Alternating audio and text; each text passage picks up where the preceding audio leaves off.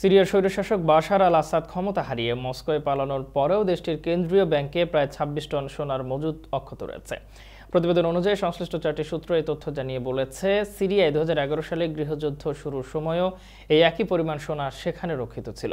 সূত্র বলছে, সিরিয়ায় বিপুল পরিমাণ সোনার মজুদ থাকলেও বৈদেশিক মুদ্রার রিজার্ভ খুবই সীমিত।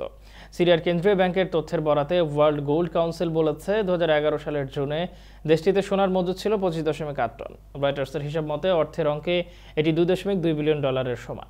সিরিয়ার বর্তমান ও সাবেক কয়েকজন কর্মকর্তা বলেছেন, দেশটির ডলারের রিজার্ভ প্রায় শূন্য হয়ে আসার পেছনে কারণ হলো আসাদ সরকার খাদ্য, জ্বালানি ও যুদ্ধ তৎপরতায় এখান থেকে বেহিসাবি খরচ করেছে।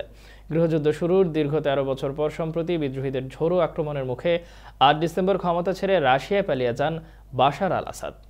অস্থির পরিস্থিতির মধ্যে কিছু দুষ্কৃতকারী সিরিয়ার কেন্দ্রীয় ব্যাংকে হানা দিয়ে সিরীয় পাউন্ড হাতিয়ে নেয়। তবে তারা ব্যাংকের প্রধান ভল্ট ভাঙতে পারেনি, এতে সোনার মজুদ অক্ষত থেকে যায়।